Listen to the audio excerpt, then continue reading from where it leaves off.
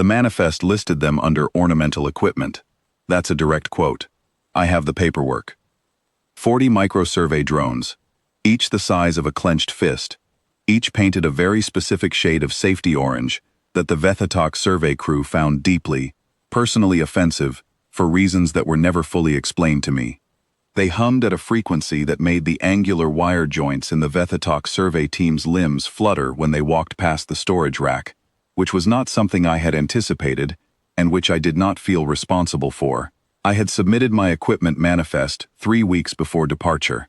Nobody had flagged a frequency concern. That was on them.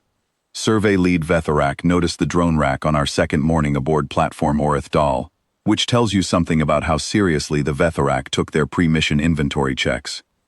He stood in front of the rack for a while. The Vethatok have a build that makes everything they do look like origami.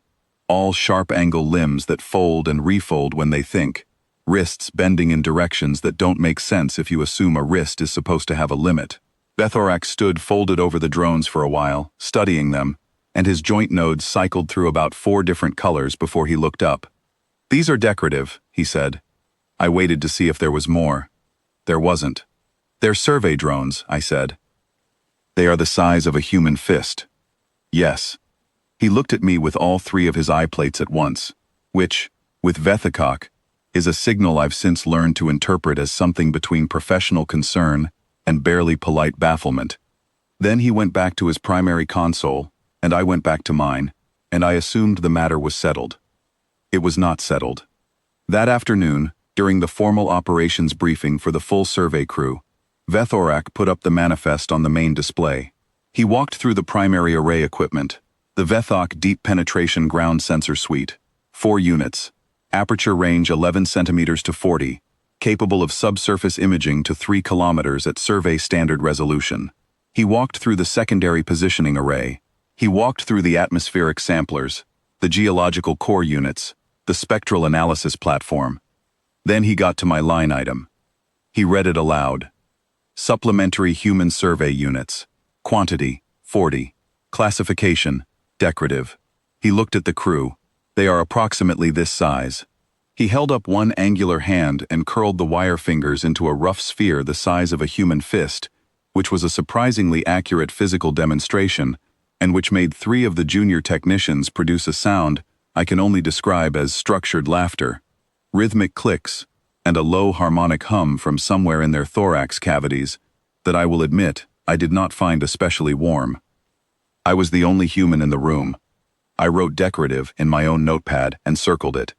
Then I went back to the dormitory module and checked my drone calibration logs, because that was the work, and the work was going to be the same regardless of how it was classified.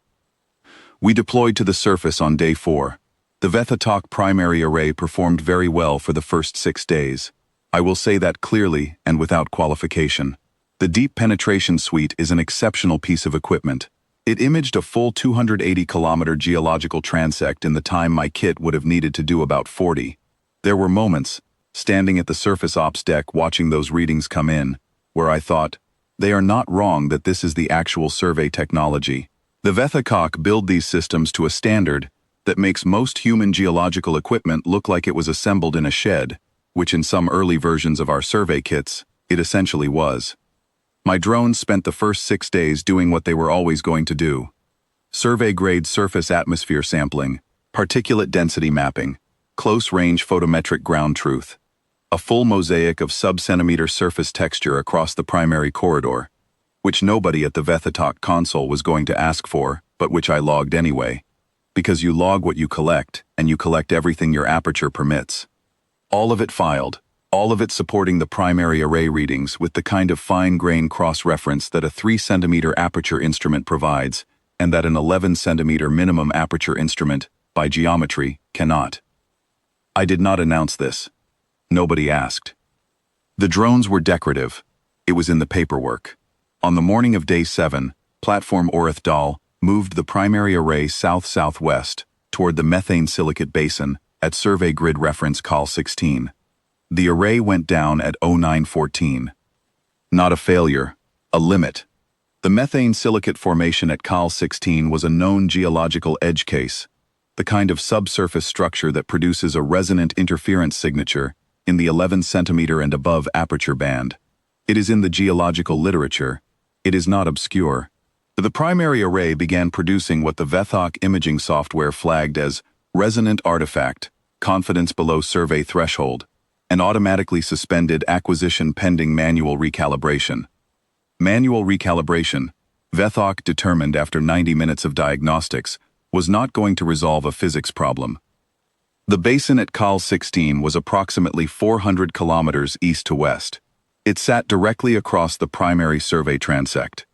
The VETHOC commercial license for this survey mission, which was the reason all of us were standing on this planet, depended on a complete subsurface map of that transect. I was at the secondary console. I did not say anything. VETHORX spent 40 minutes on the communications circuit to the consortium home office. I could hear the tone of the exchange without understanding the language, which was enough. There were a lot of reformulated questions. There were long silences. There was a color shift in his joint nodes that I had not seen before, a particular deep amber flicker that ran from the collar ring to the wrist joints and back, and that I later learned indicated something in the region of senior-level institutional distress, the VETHOC equivalent of a senior scientist explaining to a commercial client why the 400-kilometer survey transect they'd paid for is currently producing nothing but noise. He closed the circuit. The ops deck was very quiet. He looked at the primary array status panel for a while. Then he looked at me. "Your units," he said. "What is their aperture?" 3.1 centimeters. A long pause.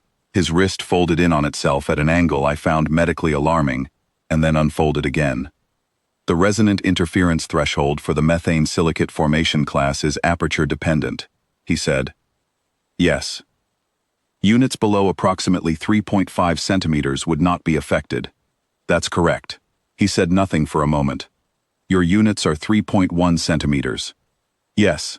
You were aware of the methane silicate basin on this transect." I thought about the pre-mission geological summary I had read. I thought about the equipment specifications I had submitted 3 weeks before departure. I thought about the word decorative written in my notepad with a circle around it. "It came up in the site survey," I said. The full VETHOTAC technical crew assembled in the operations deck about 20 minutes later. VETHORAC walked them through the array failure, the methane silicate aperture physics, and the planned alternative acquisition approach. He was precise and methodical about it. He did not use the word decorative. He did not reference the briefing from day 2. He referred to my drone complement throughout as the supplementary aperture array, human specification, 3.1 centimeter class. My drones mapped the Cal 16 basin over the next 11 hours. All 40 units, the full 400-kilometer transect, subsurface to 2.8 kilometers, resolution within survey standard tolerance. The methane silicate resonance that had stopped the primary array flat did not affect a 3-centimeter aperture at all. It hummed right through it. The data came back clean, better than clean. The fine resolution cross-section data from a 3.1 centimeter aperture array across a formation that size produced a geological profile the VETHOC primary suite could not have generated, regardless of the interference problem. The consortium home office received the transmission and approved the survey segment as mission complete within 4 hours. VETHOROC filed the updated mission manifest the following morning. I saw it during routine documentation review.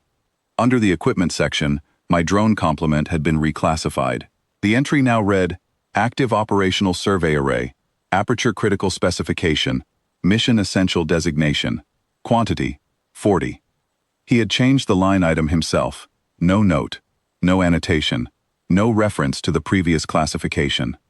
I made a copy for my own records, the way I do with most paperwork. The junior technician whose click and hum laugh I had logged on day 2 stopped briefly at the drone rack on our last morning aboard the platform. He stood there for a moment, his joint nodes running a color I didn't have a word for. Then he went back to work. I repacked the drones in their orange cases. 40 of them, same size they'd always been. They fit in one equipment crate, same as they always had. The paperwork said Mission Essential now. I didn't need it to. They'd always been Mission Essential. We just hadn't gotten to the basin yet.